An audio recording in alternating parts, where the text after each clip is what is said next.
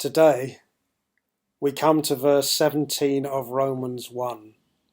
For in the gospel, the righteousness of God is revealed from faith for faith. As it is written, the righteous shall live by faith. Many commentators believe that these two verses, 16 and now 17, are the absolute key to opening up the purpose of Romans. The gospel, in it, the righteousness of God. Now this is actually today very foreign language to so many Christians, and particularly pastorally. When Martin Luther, some 500 years ago, was wrestling with something, he was wrestling with his relationship with God. He believed in God. And to some extent that was his problem, because he didn't know whether he was in right standing with God or not. And he wanted to have assurance that he and God could be on the same page. Justified, forgiven, in the hymn writer's word, ransomed, healed, restored, forgiven. That God would say, we are at one, the atonement. So this verse, righteousness, well, God is right, that's part of his character. It would be an impossibility for him to be wrong. In the knowledge truthfully of how we live and who we are, even as Christians, we know that our lives and the life of the church and my life doesn't match up to God's righteousness. And if it doesn't match up to God's righteousness, how can a righteous God put up with, admit into heaven, an unrighteous person like me left to himself? Today you hear people say things about God, blame God for all sorts of things, actually revealing that they don't know him, that they don't believe that God is right. Luther did.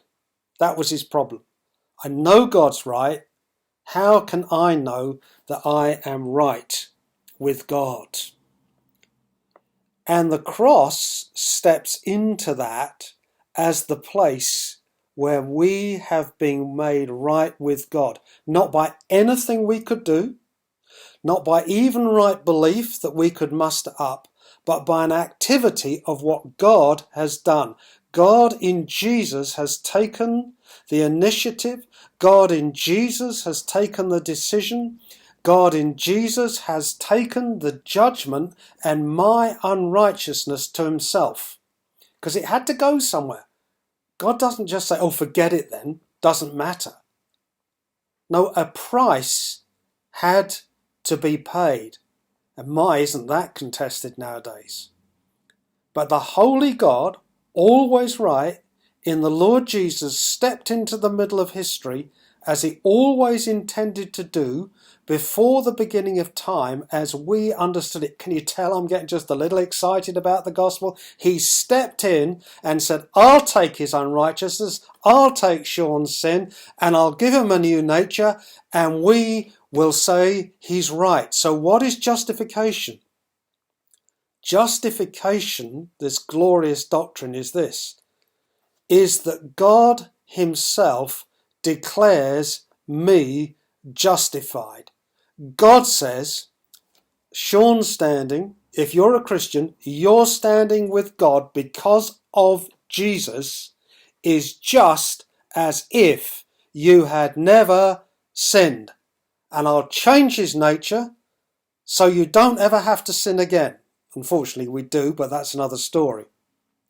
That's justification, which means that on the last day, we have already been judged in terms of our standing with God. If I am justified on this day, the same judge who is the justifier of me will say yes on that day. He can do no other. Question. have we heard God say to us, we're all right, you and I, because of Jesus?